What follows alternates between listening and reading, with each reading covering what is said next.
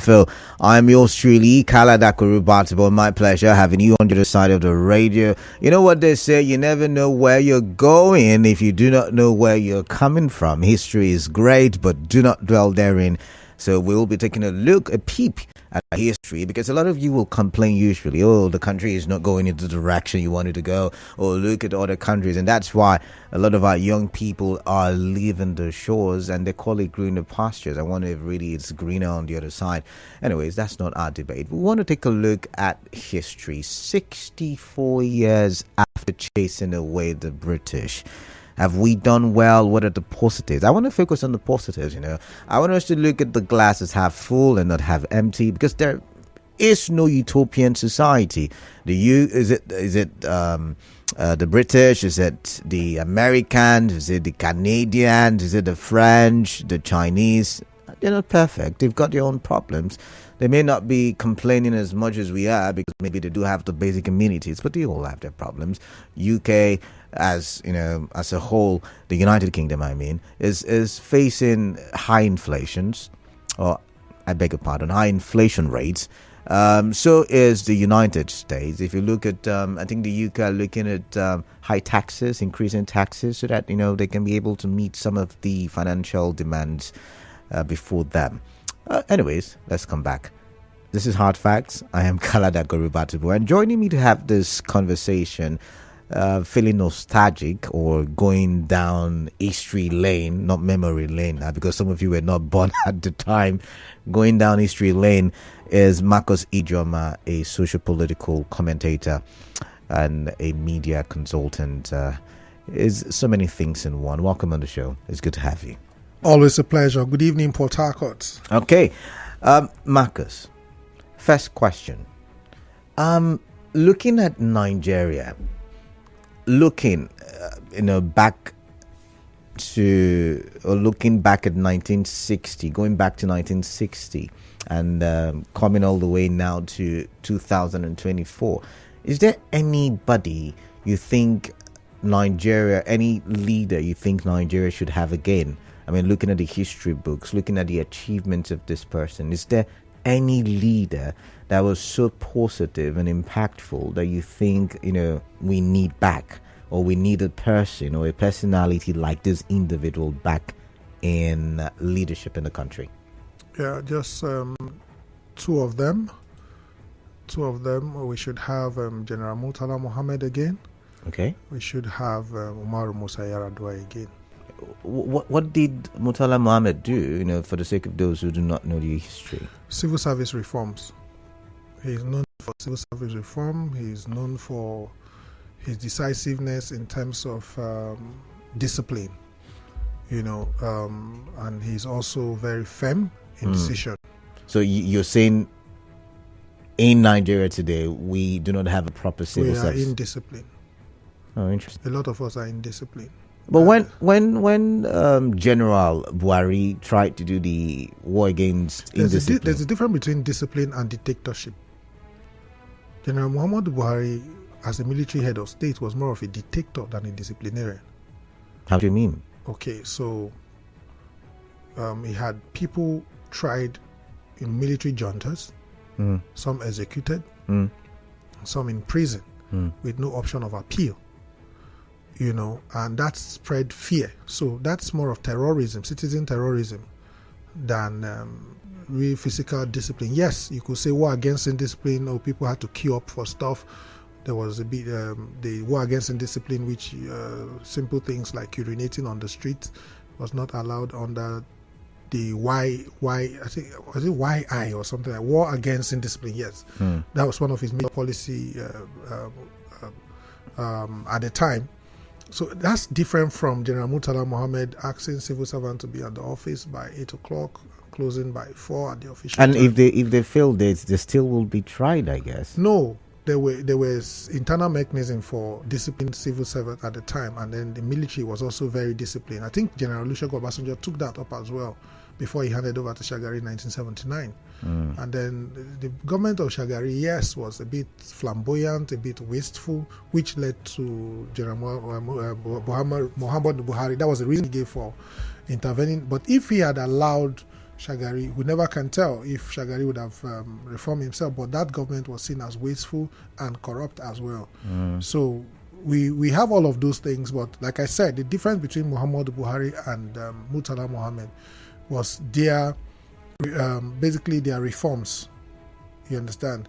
You know, so Murtala Mohammed, in the short time he was in office, did a lot. The same with Musa Yar'Adua, which I mentioned earlier. Okay.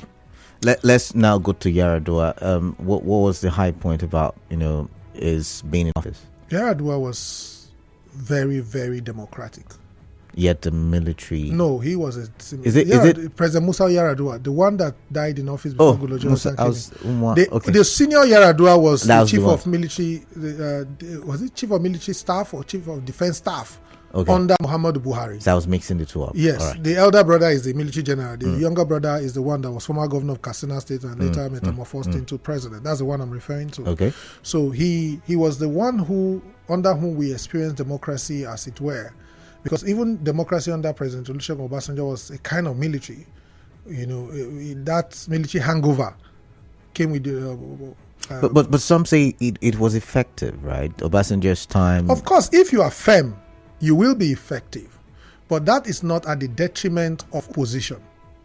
Okay. Former President Obasanjo wasn't very democratic. It looks like his anti-corruption drive, which is a credit to him, by the way. ICPC, EFCC, at the time were more or less of government back dogs that were unleashed on perceived enemies. Opposition. So that was a very big minus for his government, that perception. Yes, some work was done. Then that was when the fear of EFCC was the fear of EFCC by political office holders. At least you're sure that I know that there were about 3 or 4 governors that were removed from office for corruption charges. We had Joshua Darie in Plateau State. We had Ekiti, former Fayoshe. We had Bayelsa Alamesia. Of course, James Ibori dragged him to the end, but he still got his pound of flesh at the end of the day. So Obasanjo did all of that, but these men were said to be political enemies in quotes. So that took away from the sincerity behind the formation of EFCC and ICPC, which was a major. But again, Obasanjo also did a lot of infrastructural things at the FCT, at least.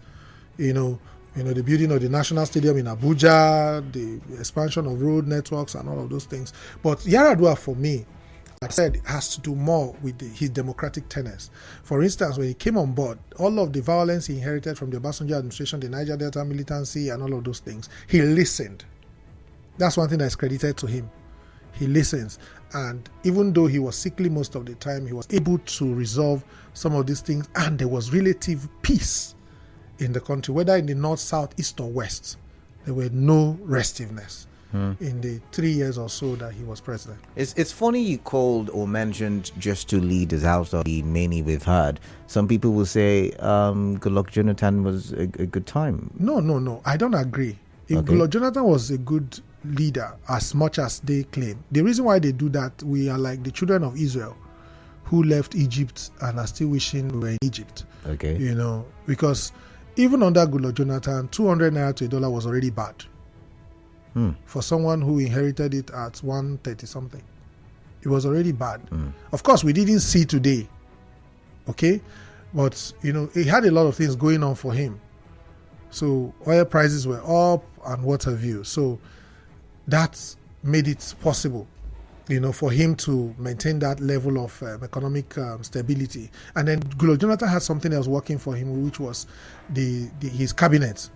Okay. He had a few good people in the cabinet who manned critical areas. I think apart from, this is my personal opinion though, Dizani, the rest were working properly. Although we had issues with works, the roads were really bad. The federal roads were bad. I remember my experience with Lagos-Ibadan, Lagos-Ore, Benin-Ore Road, and the Port Harcourt-Enugu Express, which were my regular route at the time. They were not fixed at the time. When you compare that with what Muhammadu Buhari did, you see that Muhammadu Buhari paid more attention to federal highways than the regulation. So at that time, we felt 200 naira to $1 was already bad. Buying fuel at 120 was already bad. So that was like you rightly stated in your introduction, that was a global reality. So we didn't have a choice than to benefit from it. But before he left office, oil prices had nosedived. When President Muhammad Buhari came in, oil prices was around $28. And there was recession around the world. Good. So Buhari started off on a bad note in terms economically, and he contributed to that by himself by delaying his cabinet, which was to drive his economic policies. So that delay, that 5 months delay, made it difficult for investors to do anything. So even though people still wanted to invest, even in that bad economy, they didn't know the policy direction. So people had that, prejudice about Buhari of the 1983. That this is the man who he didn't disappoint, by the way. He came and still changed the denomination. He still reprinted the naira. I know about 90, arrested, locked up, and there was no transfer at the time. If you had cash, it was cash. I remember this funny joke back then when we lived in Kano. Sabo Bakinzo, the former governor of Kano State, was arrested with a lot of cash in the government house, and they asked him what was this cash, and they say it's government money in government house. Why are you questioning government money in government house? Why was the money not in the bank? He said this is government house, this is government money, so why are we complaining? So people had cash in the house. So when Buhari came in, people buried cash and did all of that. And when he said people, I think I remember that time, what we had was 2,000 naira. Anything above 2,000 naira, you have to offer an explanation by filling a form and declaring where you got. Because 2,000 naira was big money then. Let's assume that 2,000 was 2 million at the time. So if you're going to lodge in, the same thing happened with the Emefiele money cashless policy, by the way. Yeah. So he did that because he thought he was fighting corruption. So when he came back and repeated it again with the dollar, it was disastrous, because dollar at the time, a lot of people had kids abroad. Pharmaceutical companies got stranded because nobody could move forward. I'm happy you've just mentioned dollar, because you're going to take me back, or you're going to take me to my next question. My colleagues and I were just going through social media not too long ago, where we're trying to compare prices of things before and after. So, for instance, before 2015, before when you could buy, before 2015 or 2023, back to the 90s, okay, coming up to 2000s, and now 2024, and where you could buy a cube of sugar, for instance, 1 naira, or even at the point it was a kobo, right? And now you can even afford things for 10 naira. Remember when you buy a bottle of soft drink for, at first I think I bought for 5 naira, it got to 7 naira, it got to 12 naira. I bought for 2 naira 50 kobo. Interesting. And now we're talking 350. No, it's for 550. I bought yesterday. It's 550 for a soda. But I mean, the currency has lost so much value over the years, in the course of 64 years. And interestingly, you say that your choice of good leaders would be Yaradua and General Murtala Mohammed, military democracy. And recently we've been debating, is it the systems that made us to the wrong path, or where did we get it wrong? You would answer the question. First, a commercial break. Please do stay tuned. Nigeria Info. Right.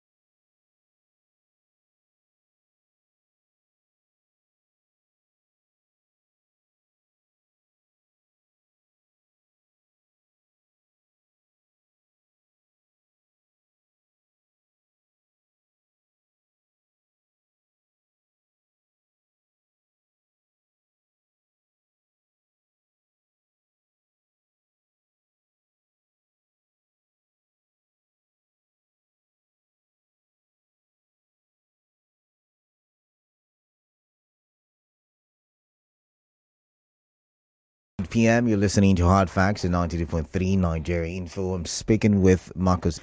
We're looking at the country. Policies, somersault, series of policies rather. Since we are looking at history, one of the wrong policies that we had at the time was, again, the structural adjustment program by the then military head of state, General Ibrahim Babangida. Yeah. Babangida. But you see, the challenge we have had, from my own personal perspective, has to do with we copying hook, line, and sinker whatever the international organizations throw at us. Sorry, before you continue with that thought, some recently, yesterday, over the weekend, we saw the newspapers and all of that, talking about parliamentary system, for instance, or regionalism, we've tried all of these things. Did we really try parliamentary? I think we were interrupted in 1966.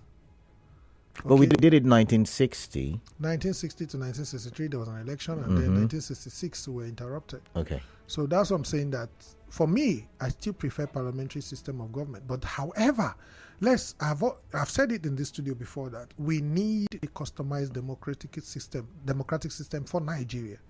Not the American system, not the British system. Not the IMF, like you're trying to mention. Yes, not what international donor agencies, organizations throw at us, especially in respect of our economic policies. I'm not an economist, but I'm, like you rightly said, I'm a political observer, a commentator, and all of that. But let's look at it this way. At the moment, what most Nigerians would have appreciated in the president's speech, I'm digressing now, I'll go back to where we were. Let me say, if I were the president, let me say it this way, if I were the president this morning, a few weeks ago you told us that NNPC have been directed, that's a presidential directive, to sell crude to Dangote refineries in Naira. Again, that sounded brilliant. I think it starts today. Yes, that sounds brilliant. But Kala, I want to know why FX didn't react to that news. Because we were told that one of the reasons why subsidy must go is because it's putting strain on our forex.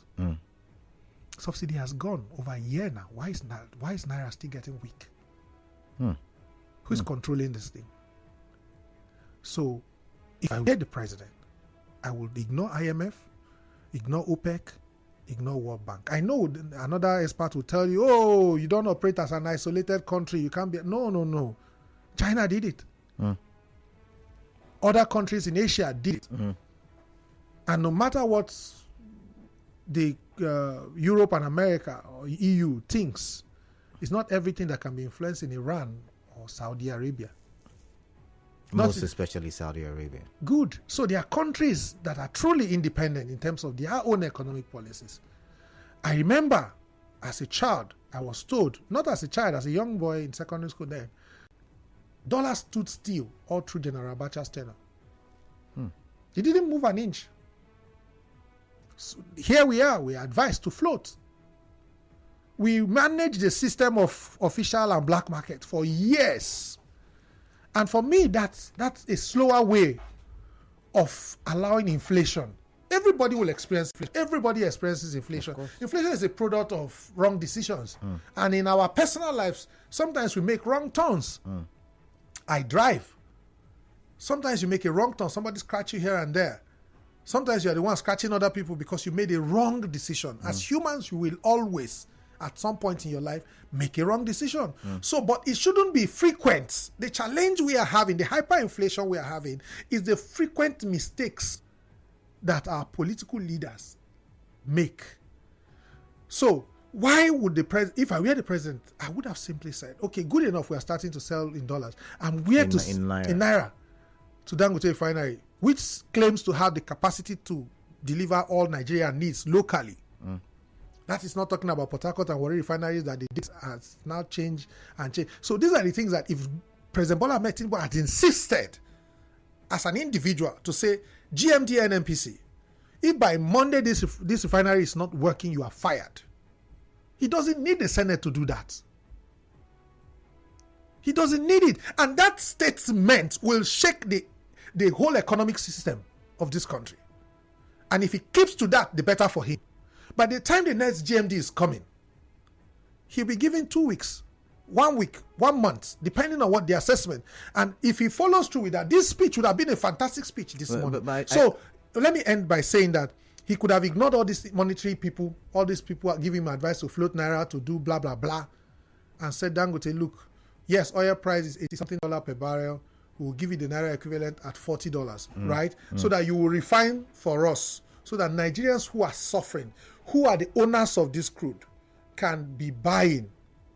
But it's that not subsidy yet again. But just to say something about the GMD, it's now a private entity, so they are board of directors, and so the president cannot just. Who owns that company? Nigeria is the highest, if not the only shareholder for now. But Good. Who is the Minister of Petroleum? He is the Minister of Petroleum. The president. Okay. So these things are just drama.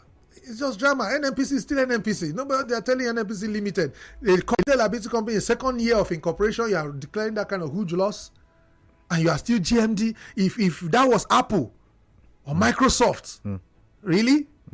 So that is the kind of challenge we have. How, you see, Abakari struggled under Buhari, but it was Mele Kyari struggled under Buhari, but Buhari's personal disposition did not allow him to do the kind of things he's doing now. And Buhari was able to manage because Buhari had another inner circle, like what we call the cabal, another set of people within his system who understood how these things worked. In fact, if they knew that Nigerians could tolerate this much, I'm sure they would have done worse. Now let's come back to your economic policy, or you said policy somersault, and that we should tailor a system that works for us. Yes. Localize this system or domesticate the system. Yes.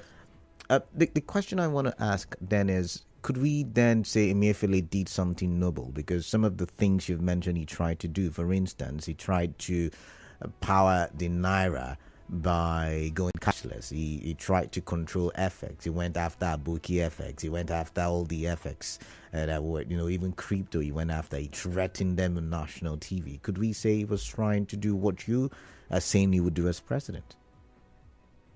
You see, the issue of Emefiele is neither here nor there. Yes, the gentleman did quite a lot of stuff right. But you see, it's how you start. It's not as important as how you finish. He finished badly. All of these FX policies that he brought, fantastic. At least Naira was stable at 400. Yeah, 400 there. Officially for a long time. And people were forced to go to the black market for 650, 700. I think the highest at the time was 750 in the black market. So looking at today, you would commend him for that. But look at the time with which he jumped. So between Olusegun Obasanjo and Goodluck Jonathan, 200 naira. Only from one. How much was it again? 130 something. Was it 30 something? I think it was cheaper than that. 80 something. 80 something. But Obasanjo took over at 80 something or so thereabout. I can't remember the exact figure, but about 80 something naira to $1. And Goodluck Jonathan left it at 200 officially. Okay? In a space of 16 years. That's how slow the inflation grew. That's how it should be. Then we can now say, there's inflation in US, there's inflation in UK. We can be talking like that. Our own was too rapid. So from 200 to 400. In 8 years. Or less than 8 years. Less than 8 years. It moved from 200 to 400, 7 something in the black market. And in less than 9 years, we are in 1,000. Almost 2,000. Okay. So it's a huge challenge. It's a huge challenge. Our leaders make too many mistakes that laymen will not even make. Common traders will make the mistakes that our leaders make. One of the reasons why I called you as guest for this conversation is because of your interpretation of history, leadership history. And you've just on the show today, pointed out the good, the bad of most of the military and democratic leaders we've had. Really, 64 years. Are there any positives we can hold on to? A lot. Can you list a little or a few? A lot. Let me start with sports. Okay. We've made a lot of progress. But some people say we're declining. That doesn't take away from our successes. Okay. There are very few African countries that have won the Nations Cup as much as we've done. Okay. Okay? And We are still the first to win an Olympic gold medal. Black nation. 1996. We survived the Civil War. Okay. Very few countries don't disintegrate after a bloody civil war like the one we had. Okay. But we are still together. If you look at individual successes, a lot of Nigerians are doing very well. Because of the resilience, report the resilience they say. Yes. Individually, we are doing very well. Population, fantastic. Our population is growing. It's just that we just quickly need to convert it to resources and start benefiting from it. You look at education-wise, how many universities did we have in 1960? How many do we have now? Our universities are one thing that keeps growing with our number. You understand? Some infrastructures are not growing with the population, but the universities are, both private and public. You can look at it in the area of entertainment. Nigeria as a country is doing a lot, very well as far as entertainment globally. Which other area can we look at again? We look at the in tech as well. Tech, yes. So banking, we've done well in banking. Okay, Nigerian banks are becoming global and competitive. In the last. Then you look at.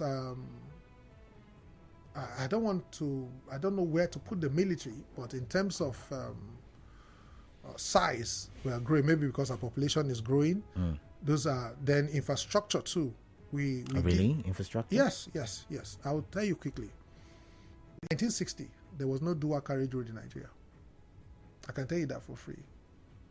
Today we have 10 lanes in some places. In Abuja, even in Port Harcourt here. But those are not critical infrastructure. If they were not there, you would still complain. So why do you want to play down on those things? You get? Okay. In power generation, we haven't done well. We didn't do well in power generation. Energy, petroleum resources and all of that. I think we started well, but we are stunted right now. So those are the few I can quickly remember in terms of positives. What can we do to get back to the point where, the economy... I know you say you're not an economist, but looking at... because this is hard fact. You start asking me to put figures and put facts. We're looking at the historic facts, right? Yes. When we had leaders, and like you rightly pointed, I think one of the reasons why the West did not... When I say the West, I'm talking about, Europe and the likes, did not like Abacha's regime, was because of the democratic records. Yeah. Not just that, but like you said, the dollar did not move. Yes. It was stagnant, Yes. and because he would rather have indigenous economic ways to solve our problems. Yes. So what can we do? You also have said we should look at the indigenous ways. But how do we come about those indigenous ways? Willpower, and these things don't take 24 hours. I've told you that before. That there are certain decisions that the president does not need. You see, I was in this country on May 29th. I was in the filling station. I was in the filling. I ran to a filling station on May 29th. I didn't listen to his speech at the Eagle Square. But the moment he said subsidy was gone, first things first, most filling stations shut down. Because on setting, this subsidy gone, was it for July? Because we were meant to understand that there was a supplementary budget by the outgoing government at the time for subsidy to run till July. Till June ending, Yes, July. that's July 1st. Yes, July, yeah. So, if the president had rephrased that statement to say, you are aware that we have a supplementary budget running, but by the end of July... just 1 month. For 1 month. Yeah. After 1 month, we will remove or totally eradicate subsidy. Again, let me reaffirm, I don't believe it was existing in the first place, but for the purpose of this conversation. So by end of July, that would have prepared people 1 month to gradually slide into the new reality. But this happened instantly. So same way he said that, that's why I was trying to say that he could have said in today's speech that, look guys, we have found a way to stop people from smuggling our refined product. You see, there were problems attributed to subsidy that made the remover sellable to certain individuals. One of them was that our fuel was too cheap compared to our neighbors. So people who carry our subsidized petrol and go and sell in neighboring communities. And I'm asking myself, is that rocket science? how does the tanker cross the border and the custom chief and the immigration chief at the borders are still there? Does it take the president anything to hire and fire people at the border that it allows? Before President Muhammad Buhari left office, he said they shouldn't sell petrol 20 kilometers to the border. For me, that didn't make any sense because somebody can still come with jerry can from Niger and come and buy us. All right. But, there are certain decisions the president can take, especially as Minister of Petroleum. Okay. So if he has said that we are going to now give Dangote Refinery, in addition to giving him in Naira, we're going to be selling to him at half the price, the international price. But we will do whatever we can to ensure that no liter is smuggled out of this country. Believe me, Kala, price of commodities will start falling from today. All right, let's go to the phone lines. Let's get your thoughts, you listening. What can we boast of as a nation after 64 years? That's the question I'm asking. And like I asked my guest, Marcus Ijioma, who is that president or head of state that you can look back and say, I would like this person to be president again? Is it Abacha? Is it Murtala Mohammed, like he said? Is it Shagari? Is it Babangida? Some would not agree, but is it Buhari? Is it Goodluck? Why would they not agree? Some would not agree. I know most people say Goodluck because they remember rice. That's All right, let's go to the phone lines. Let's get your thoughts. 0817-923-0002, 0817-923-0003, and 0817-923-0007. WhatsApp number 0809-0306-416. All right, I've got Okonkwo, and he's calling me from Rumukuta. Okonkwo, welcome. Let's get your thoughts. Thank you. Yes. Canada. Yeah, welcome. At 64, we're supposed to have great grandchildren, great grand. but we are still sitting down. We have not started to stand up as to work. I disagree with your guest today. Okay, tell me why. Because every viable nation or client on environment must have uninterruptible power supply. Number two, must have a comparative hospitals. Number three, must have comparative education. Number four, must have zero unemployment. Or at least 78. Is there any country that has zero unemployment? Just asking. Yes, we have 206 nations of the world That have zero unemployment. It's not possible. Yes, It's not. But that will be a utopian society. That would be too perfect. Coming. Okay, go ahead. Number five, Go ahead. good road network. Number six, economic diversification. And the last but not the least, must be a producing nation, but not a consuming nation. Okonkwo, you've ended up listing the negative parts, which I may not negative. be. I'm going somewhere. What is the positive? Build the economy, build the citizens, Okay. and cause people to be wealthy and eat well. Poverty is out. Hardship is out. Sufferings are out. But we don't have even one. Okay. I get. you. Oh my goodness! Thank you, Okonkwo. You didn't mention where he I was disagreed. going to ask him, but I've got Chima from Under Judge. Chima, welcome. Let's quickly get your thoughts, please. Yeah, Kalada, good evening once again. Welcome. I disagree with some of your guests, what you have said there. All right, let's hear your thoughts. Differ. Let's hear your thoughts. Kalada, Mm-hmm. you cannot say Nigerian is doing well when we have overtaken India right now as a forest. Have we? Right I don't think we have. Well, Yes, of course. I don't think we have. I never said Nigeria is doing well. We Kalada, talked go and take about. record. I don't understand. I mean, what do you call progress for crying out loud? I mean, till today, if you go to, even the road he's talking about, go to, for you from Port Harcourt here to Calabar, you can't even access the road right now. You understand? So there are so many things. Now, let me go for issue of petrol. It's not as if the problem of petrol cannot be solved. There is allegedly an information that a Nigerian-owned refinery in Malta, where we import refined petrol. So it will be very difficult for Nigeria to allow our refinery function, because our refinery function, the price of the product is going to crash. So the Okay, one that's okay, coming from okay. Now, Russia now, Chima, might Chima, not- Chima. I think you have misconstrued the conversation. My guest did not say Nigeria is excellent. We're looking at the positives. We're looking at. I asked the question and he answered. Right. I asked, "Are they good things we can see?" And he answered in that direction.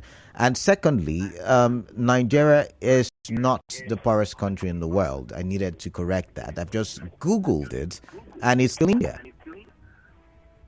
India is better than us when it has to do with the economy is better than our economy. Yes. Okay. Okay. Yes. With other African countries here, let's look at African here. We answer Giant of Africa for mouth. Other African nearby, can you? Rwanda is even Rwanda will soon overtake Nigeria. Then let's come to our electoral process here. Kenya here, they have a better electoral system than Nigeria. So what can you tell me in this country? I mean, please, nobody should tell me anything about it. Because when one thing is spoiled, this whole thing has affected. That's what is happening in this country. All right. You understand? You'll get it. Oh, sorry about that. I guess you got disconnected. Let's come to Temple from.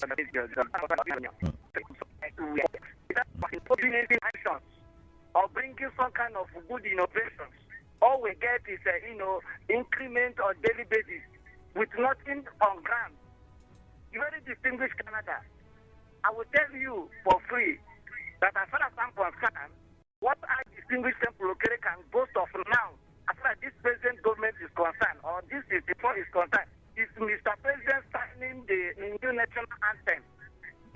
There is nothing again. All right. All right. In fact, it's too unbearable. All right. I've got to go. I pray they bring some kind of good policies that will help us to get out of this quagmire. All right. Thank you very much. Let's come to you back quickly. I've got a few more questions. I mean, we used to have a robust agricultural sector. I grew up loving the agricultural sector. That's another place where we falter, I guess. Yes, I agree with you. We used to have, I just said it, your sister station was Obia FM. In the 60s, when we first had our independence, we had regional governments. The granite pyramids in the north, cocoa in the west, and palm produce in the south and southeast, then eastern region. So, and these were produced for export, not just for local consumption. However, with the return of democracy, with the discovery of oil, I think oil distracted us. It became easier money. You just drill and sell and then share the money with the federal system that we have, and then it became worse with insecurity coming with Boko Haram and all of those things. And that has now not only affected our exports, but have also affected our internal food security. So agriculture is another thing. Like the president said today, he was commending a few states for agricultural policies and what have you. And my challenge is that, like I said, that speech should have been a continuum of what he said before in August. August should have been a continuum of what he said on May 29th, which is that whatever promise you made, let me use the agricultural sector for instance. The president has said, those tractors and farm implements I told you guys were coming in August, they have arrived. I've supplied them, okay? River State has 50, this has this, they have taken delivery of this thing in the next 4 months, rice production. These are the kind of things that people want to hear from the president. That's why you see that even when the conversation we're having has to do with positives, people have refused to see to be positive. To be positive, because the speech, if it wasn't read by the president who read the previous one, it would have made a lot of sense. All right. So what agriculture needs, agriculture doesn't, you see, rice, for instance, I'll say it again over and over, at the risk of sounding like a broken record, just 4 months. Any serious government, state or federal, can make rice, which has become a stable food in Nigeria, stable and cheap and affordable, so that people can be happy and stop calling into the show angry. I've got to go, but thank you very much, Marcus Ijioma, for your time. It's always a pleasure having you. Yes, happy independent. Whether we like it or not, we've got to be happy. Don't worry, be happy. Nigeria will be great again. I've got to go now. Thank you.